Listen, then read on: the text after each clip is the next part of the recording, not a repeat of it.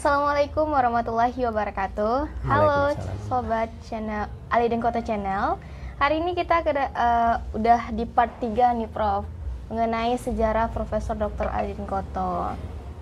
Dan mungkin kita sapa dulu nih Prof. Prof, gimana nih Prof kabarnya hari ini Prof? Alhamdulillah baik, sehat.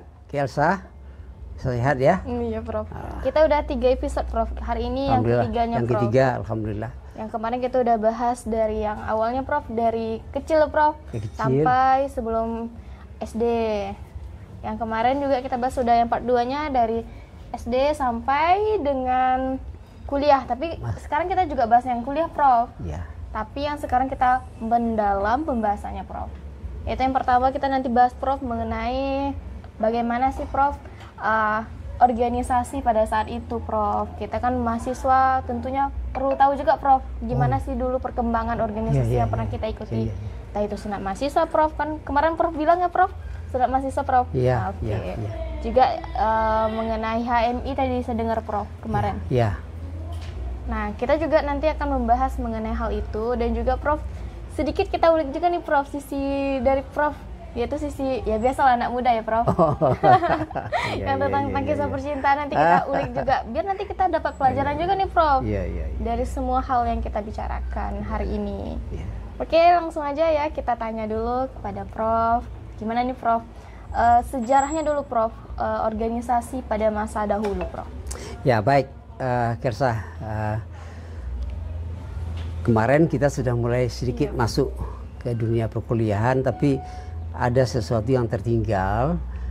Gimana ketika masuk ya? Ketika masuk di fakultas apa, di mana gitu. Ditamat di pesantren di Madrasah Tarbiyah Islamiyah Candung tahun 1973, masuk ke Fakultas Syariah. IAIN Membonjol di Bukit Tinggi. Bukit Tinggi. Nah, tersangkut masalah organisasi tadi, menarik itu. Waktu itu tahun-tahun 70-an itu organisasi mahasiswa sangat aktif karena masih awal-awal Orde Baru.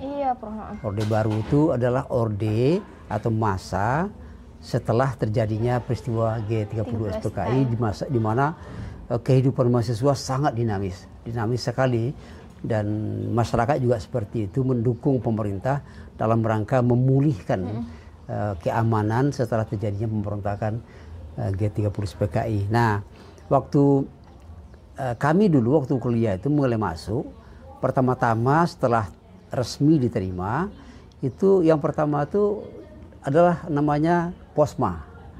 Posma itu kayak ospek sekarang. Ospek jadi Posma itu Pekan Orientasi Studi Mahasiswa. Nah, cuma Posma itu mirip-mirip kayak perpeloncoan gitu. Caranya memang agak keras, ada semi-semi militer juga. Jadi tapi asik ya, tapi asik karena masih muda-muda waktu itu. Nah, jadi Bapak masih itu. Nah, di tengah-tengah arena Posma itu, organisasi itu ada dua.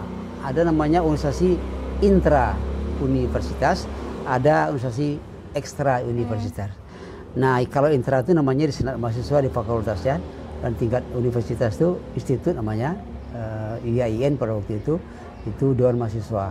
Nah, waktu di tengah-tengah orientasi mahasiswa pekan itu masing-masing pengurus organisasi ekstra itu yang paling banyak waktu itu adalah HMI, IMM, ada KMI namanya, ada juga PMII. Ya. Nah, HMI ini organisasi mahasiswa independen. Himpunan Mahasiswa Islam itu independen. Kalau IMM itu organisasi Ikatan Mahasiswa Muhammadiyah, underbow daripada Muhammadiyah. Kalau KMI, organisasi Kesatuan Mahasiswa Islam, itu di bawah Perti. Di bawah Perti ya. Kemudian ada PMII, Pergerakan Mahasiswa Islam Indonesia, itu di bawah NU. Di bawah NU. Nah, yang dominan di IAIN itu dua. Yang pertama HMI, yang kedua IMM. Nah, karena banyak senior itu yang menggiring ya, begitu masuk kita nggak tahu apa ini. Nah, itu diterangkanlah orang HMI begini, IMM begini. Akhirnya saya masuk di HMI. HMI itu melalui pinjam pekaderan, ada namanya Maperca, ada LK1, LK2, dan dulu namanya belum LK tapi LTC. Nah, organisasi ini aktif keduanya di kampus. Setelah mulai kuliah, begitu masuk kuliah, saya sudah diikutkan oleh kakak-kakak tingkat, itu masuk dalam senat mahasiswa. Oh, senat mahasiswa itu yang intra ya, Prof? Intra, itu yang intra. Jadi di intra itu kan di bawah fakultas.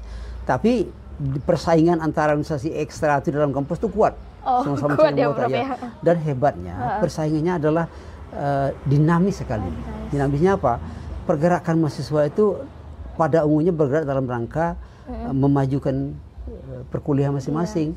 Jadi masing-masing kelompok mengadakan tentiran namanya. Tentir itu kelompok HMI mengadakan belajar bersama. Belajar bersama di tempat ya, sekolah. Jadi membimbing adik-adik yang junior, yang senior-senior membimbing adik-adiknya belajar. Adik IMM juga seperti itu. Jadi berlomba-lomba. Berlombanya termasuk mencari ranking-ranking di fakultas. Di mana yang kadang-kadang HMI yang dapat ranking 1, kadang-kadang IMM itu berlomba-lomba lah. Bersaing gitu ya, Prof? Bersaingnya, tapi bersaingnya yang sangat positif sekali. Ya, jadi persaingan yang sangat positif ya. Nah, tahun 74 saya terpilih sebagai ketua HMI Komisariat Fakultas Syariah. Itu baru masih di tingkat fakultas? Tingkat fakultas, 74 ya. Tahun 75 masuk jadi wakil ketua di pengurus cabang HMI Bukit Tinggi. Nah, tapi saya begini, karena HMI ini adalah organisasi yang bukan underbo, di bawah organisasi yang lain yang lebih tinggi. Saya melihat semua organisasi yang berada di bawah Islam itu apapun namanya sebenarnya satu, cuma berbeda ibarat wadah, beda wadah ya, Prof, ya? Ibarat rumah, beda kamar saja. Jadi saya waktu itu di HMI kawan-kawan EMM juga menerima, tapi ada kawan-kawan yang sangat ekstrim gitu ya, yang lain tidak benar, yang benar itu adalah ini aja. Tapi Prof, IMM itu kalau sekarang itu juga namanya? Itu juga namanya sekarang, tapi IMM sekarang agak kurang begitu menggeliat. Bapak tengok, tidak terdengar betul namanya lagi gitu. Tapi tidak, IMM ini sejarahnya dulu, HMI ini pernah mau dibubarkan di masa sebelum Gestapo, tapi karena HMI ini sangat menentang PKI. Nah, PKI ini sangat berpengaruh kepada Presiden Soekarno. Nah, Aidit mendesak supaya, Aidit itu komandan PKI di Indonesia, mendesak supaya Soekarno membubarkan HMI. Tapi alhamdulillah Bung Karno tidak mau. Ada partai Islam, Masumi namanya, dibubarkan, tapi HMI nggak dibubarkan. Karena gitu. Jadi sampai sekarang alhamdulillah HMI alumninya banyak menjadi pejabat-pejabat tinggi negara yang bekerja untuk negara karena itu. Pemerintahan. Nah, jadi itu yang di intra universitas itu di senat mahasiswa, kegiatan kita ya seperti senat mahasiswa biasalah. Sama juga ada juga tentiran-tentiran belajar bersama, kemudian membantu kegiatan-kegiatan yang dilaksanakan oleh fakultas. Nah, itu waktu di Bukit Tinggi. Waktu di Bukit Tinggi dulu tingkatan itu begini. Tingkat itu namanya tingkat lupa nama istilahnya, yang terakhir itu tingkat bakalaureat namanya. Terakhir itu baru tingkat doktoral. Sekarang doktoral itu sudah doktor. Sekarang tidak, dulu tidak. Jadi waktu kuliah di Bukit Tinggi, masing-masing kita itu sepertinya itu betul-betul berlomba. Berlomba dalam perkuliahan, berlomba dalam organisasi. Jadi waktu sibuk sekali. Produktif sekali. Dan ya saya waktu itu menyempatkan diri sambil kuliah, sambil organisasi, mengikuti kursus bahasa Inggris juga. Kursus bahasa Inggris waktu itu di Bukit Tinggi enak sekali. Kenapa enak? Karena Bukit Tinggi waktu itu memang kota wisata. Itu turis, ada kampung Cina. Di kampung Cina itu seperti daerah bule. Banyak sekali bule situ. Jadi pulang kuliah, dulu kan kuliah kan sampai sore dah. Pulang kuliah jam 1, jam 2 udah pulang kan. Lalu pergi kursus, balik kursus cari bule. Untuk belajar bahasa Inggris? Iya, untuk mempraktekkan bahasa Inggris itu. Waktu itu lancar ya, karena dan hebatnya bule-bule itu kita ajak bahasa Inggris, dia jawabnya bahasa Minang. Nah, itu. Karena mereka belajar juga. Jadi kita bahasa Inggris, dia bahasa Minang. Jawabnya seperti itu. Jadi sekarang tidak begitu nampak lagi. Ini setelah terjadi reformasi, dunia turisme di Bukit Tinggi, terutama turis-turis dari barat, kebanyakan itu dari Amerika dan dari Australia, yang kebanyakan di Bukit Tinggi itu. Tapi akhir-akhirnya sudah jarang. Tapi kami dulu sangat aktif berbahasa Inggris karena ada native speakersnya di situ, orang-orang bule itu. Biar langsung ya Prof ya. Orang bule itu. Jadi begitu. Dan waktu perkuliahan tidak sama seperti sekarang. Kalau kalian kan sudah pakai gadget. Iya, udah ya, pakai HP sekarang. bisa pakai HP, belajar di situ. Kemudian mau buat makalah, mau tulisan pun hanya tinggal sekarang copy paste ya. ChatGPT. ChatGPT aja. Kalau kami dulu tidak bisa. Kami dulu betul-betul ke buku dan memang kuliahnya ketat. Dengan dosen tuh, dengan guru tuh kita hormat sekali, sangat hormat. Kenapa bisa seperti itu dulu? Memang zaman dulu itu begitu, guru memang, dosen memang memberikan ilmunya seperti Bapak katakan kemarin itu. Itu memang mereka betul-betul mendidik gitu. Betul-betul dia ingin menyalin ya apa yang ada di kepalanya itu, dia mau masukkan ke dalam kepala kita. Betul-betul lah. Dan mereka tidak terlalu peduli dengan masalah gaji, honor semacam, tidak peduli. Akibatnya kita betul-betul hormat kepada akibat hormat kepada guru itu ilmu jadi berkah. Ilmu jadi berkah. Dan kawan-kawan Bapak waktu yang kuliah dulu semuanya jadi orang lah. Jadi orang ya. Jadi profesor juga nih. Ada yang jadi profesor, ada dokter, ada jadi hakim, jadi macam-macam, dan semuanya terpakai. Pakai itu tuh. Jadi belajar tidak main-main gitu. Jadi waktu memang habis untuk belajar dan berorganisasi. Jadi ada dua hal yang Bapak tengok untuk mahasiswa terutama, dua hal ini penting. Apa tuh Prof? Ilmu, pengalaman. Pengalaman ya. Jadi ilmu itu di kampus, pengalaman itu di organisasi. Di organisasi kita banyak dapat ilmu yang tidak dipelajari di kampus, di perkuliahan, tapi kita dapat di pengalaman.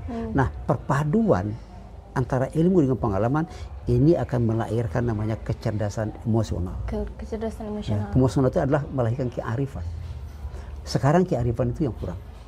Itu. Padahal kearifan itu sangat diperlukan. Itu namanya emotional quotient. Ya, Bro. Itu. Nah, itu di Bukit Tinggi. Jadi tahun 73 masuk, tahun 76 selesai. Selesai apa? Namanya Sarjana Muda waktu itu. Sarjana Muda ya waktu itu. D3. Kalau sekarang D3. D3, setara D3 guys. Setelah itu masuk namanya tingkat doktoral ke Padang lagi. Padang. Saya di Padang tingkat doktoral. Kuliahnya hanya 2 tahun lah, 4 semester ya. Itu S1 juga ya, Bro? Masih S1, tapi tingkat doktorandus. Iya, doktorandus. Jadi kalau Sarjana Muda itu lahirnya BA. BA itu misalnya BA. Jadi Bachelor of Arts Sarjana Muda. Sampai ke tingkat doktorandus. Itu titel doktorandus itu berasal dari Belanda. Belanda. Ya, sebenarnya kalau yang namanya sarjana itu kalau di Barat itu S1 itu baru sarjana. S1 itu sebenarnya apa? S1 itu sarjana muda. Iya, sarjana muda. Sarjana muda, bachelor. Sedangkan yang sarjana sungguh itu adalah MA. S2, master. Nah, itu yang kalau kita tidak waktu itu kita ngikut doktorandus. Kita ngikut model Belanda. Nah, di Padang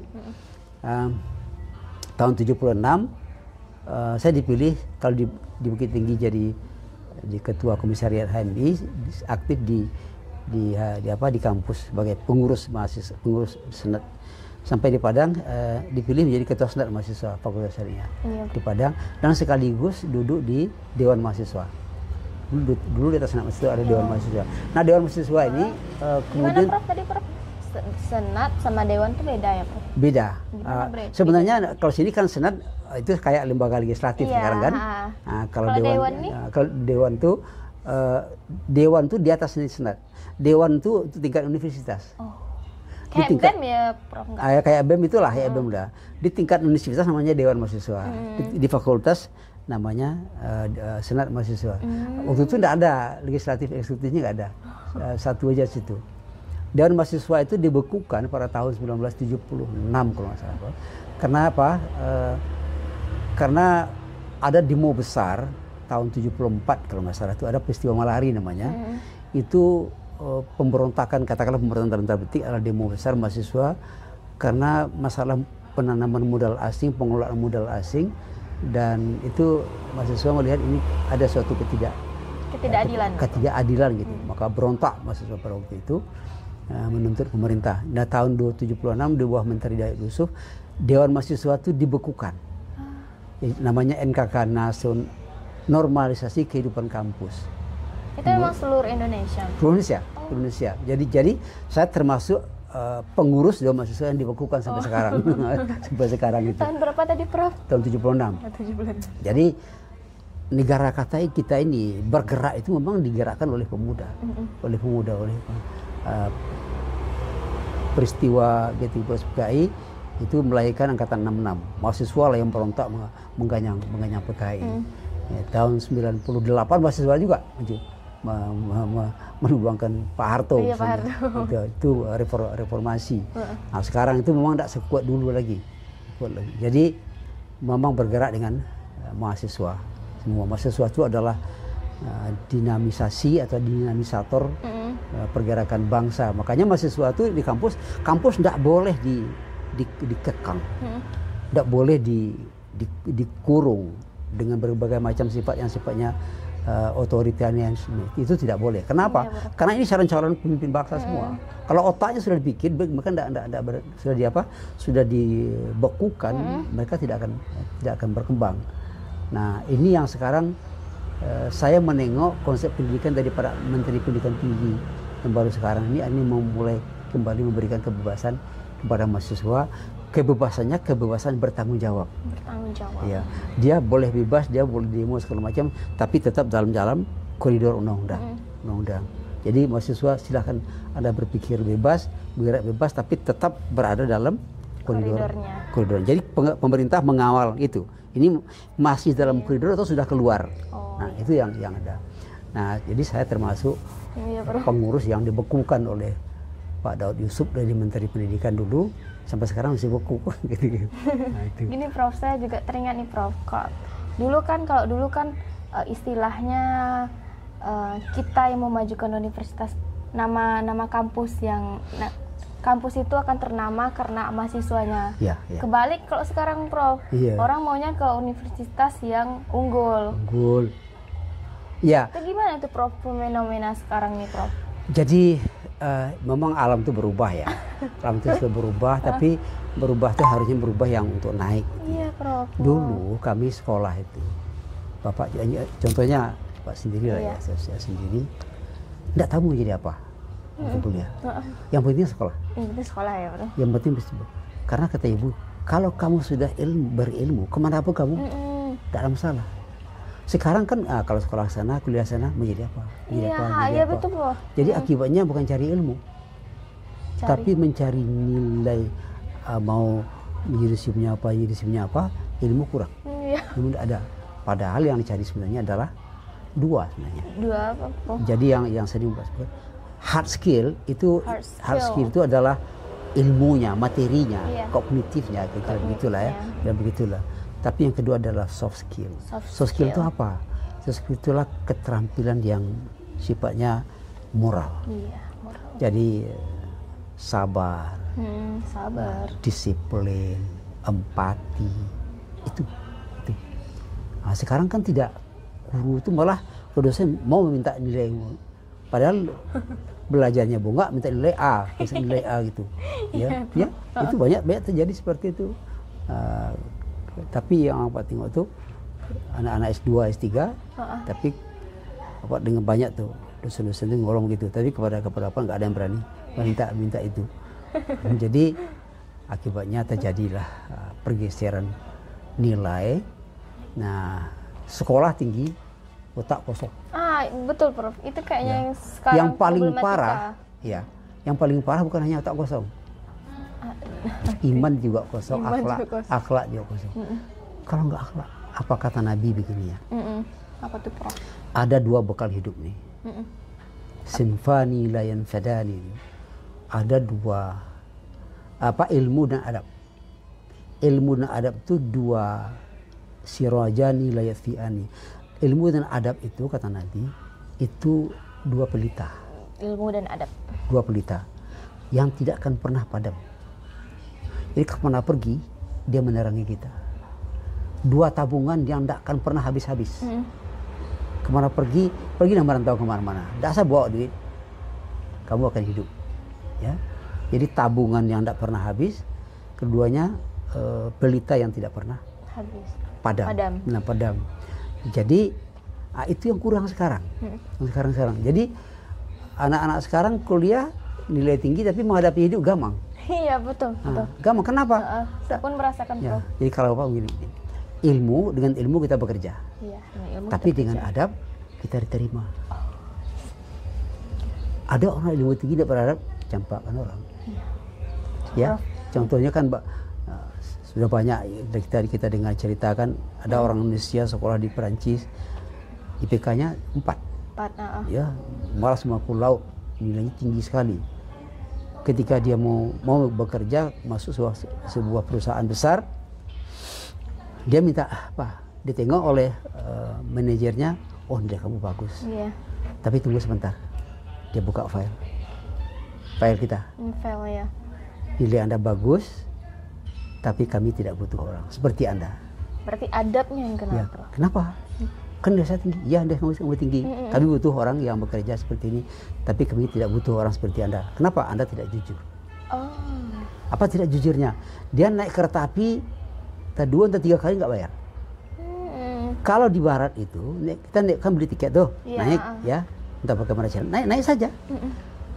Nggak setiap waktu orang tuh ada raja tiket. Nggak setiap waktu. Kadang-kadang ada, kadang-kadang enggak. Tapi kalau ketahuan ketika raja kita tidak punya, itu kita tercatat masuk ke dalam file pribadi kita, ke dalam web mereka. Nah, jadi ketika mereka ingin tahu siapa kita, buka aja web. Ini orang pintar tapi nggak jujur. Itu bisa tahu ya, Prof? Tahu. Kalau tahu. Itu mau katakan dengan ilmu kita bisa kerja. Iya. Tapi dengan adab kita bisa diterima. Tinggi ilmu kita bekerja pandai. Tapi syarat masuk kemudian itu adalah adab itu. Ada saya punya seorang kawan pengusaha. Siapa tuh, Prof? Sukses lah. Nanti saya bisa sebut orangnya. Dia sukses kan. Dia cerita, Bang katanya. Suatu ketika ada seorang alumni di sebuah universitas ternama di Indonesia. IPK-nya 3. Ya, Prof. Saya buka lamaran di media. Datang dia. Itu masuk, ketuk pintu saya. Ya, saya bilang, masuk aja dia. Tanpa salam, tanpa apa-apa masuk. Sampai di depan saya duduk aja. Tanpa saya suruh. Hati saya mangkal. Saya duduk, bagaimana? Oh Bapak, saya mau masukkan lamaran. Bapak kan buka lamaran di media sosial. Saya masuk lamaran. Oh iya, Anda tempat di mana?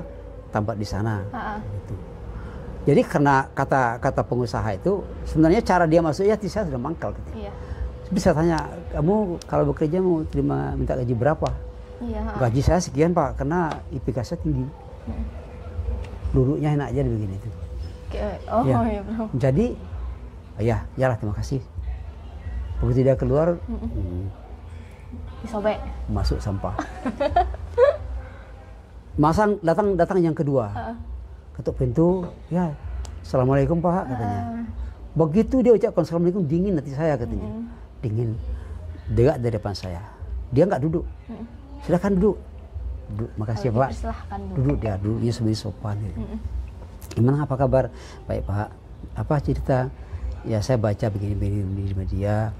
Saya coba masukkan lamaran ke Bapak, mana tahu ada rezeki saya, kesempatan untuk bekerja di perusahaan Bapak katanya.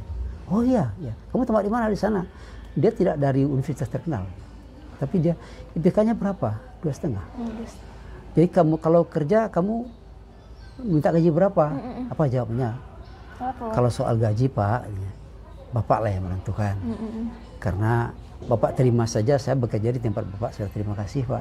Ikut saya membesarkan perusahaan Bapak, saya akan tumpahkan semua kemampuan saya. Dingin hati saya katanya. Begitu dia pergi, saya ambil permohonannya, terima. Langsung serahkan ke bagian personal dia. Itu bedanya orang yang punya adab dengan yang tadi karena IPK-nya tinggi, nyombong. Ditolak orang. Yang ini dia tahu tapi dia merendah. Ini orang. Akhirnya sekarang katanya dia sudah jadi manajer. Yang IPK-nya 2,5 tadi, yang IPK 3 lebih tadi tidak kerja sampai sekarang karena sombong katanya. Jadi lagi-lagi Dengan ilmu kamu bekerja, dengan akhlak kamu diterima. Iya. Ya, ilmu kamu tinggi bisa kerja, akhlak kamu tinggi kamu diterima. Tapi kalau akhlak kamu rendah, kamu ditolak. Iya, betul, Nah, Prof. itu yang. Jadi kembali kepada pengalaman hidup Bapak. Dah Bapak selesai tahun 80. 80, Prof. 80 di Padang, dapat sarjana. Waktu itu agak lambat selesainya. Tahun 78 itu selesai kuliah, sudah selesai teori. Sudah selesai semua. Tapi kena asik organisasi. Asik organisasi karena apa? Kemudian orang tua di kampung mendesak, karena orang kampung saya meminta untuk nikahkan dari Pinang orang, cerita tadi kan. Mau dipinang dari Pinang orang begini. Mikir, kata ibu, kamu kawin lagi. Apa gitu? Kan nggak mau lah. Gimana caranya? Selesaikan kuliah dulu supaya lambat kawin. Gimana caranya? Kuliah itu ditunda-tunda. Biar lambat. Biar lambat nikah ya, Prof. Biar lambat nikah, jangan apa, karena bapak kan begini, punya adik laki-laki 1, kakak enggak ada, 2 orang aja kan. Nah, makanya untuk menunda-nunda nikah, maka dilama-lamakan kuliah itu. Oh, jadi Prof, berarti kayak gitu ya kisahnya, Prof. Kayaknya kita bahas di part selanjutnya nih, Prof, mengenai sejarah percintaan Prof sendiri mungkin aja ya, Prof ya. Kita sambung di part 4 aja kayaknya, Prof. Kayaknya udah cukup waktunya untuk membahas mengenai organisasi tadi, Prof. Sekali ini, Prof, closing statement dari Prof untuk anak-anak muda yang organisasi, yang perkuliahan sekarang, gimana nih, Prof? Jadi closing statementnya, anak-anak muda sedang kuliah, pesan Bapak yang pertama, 3 sukses. Oke, apa tuh, Prof? Sukses kuliah. Sukses kuliah. Sukses berorganisasi. Sukses berorganisasi. Sukses menyiapkan masa depan. Sukses menyiapkan masa depan. Iya. Tapi kalau 2 ini sukses, ini sebab ini. Jadi dengan menyiapkan masa depan itu kita berorganisasi itu bisa kita berkomunikasi dengan semua macam-macam orang kan. Jadi kita menjadi luas dalam hidup. Itu aja. Jadi itu. Oke, sobat Alirin Kota Channel.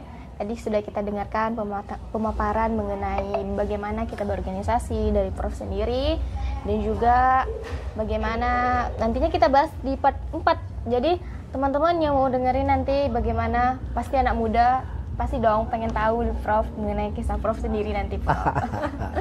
Oke, kita tutup untuk part yang ketiga ini. Sebelumnya Prof, kita dadah dulu, Prof. Dadah. Assalamualaikum warahmatullahi wabarakatuh.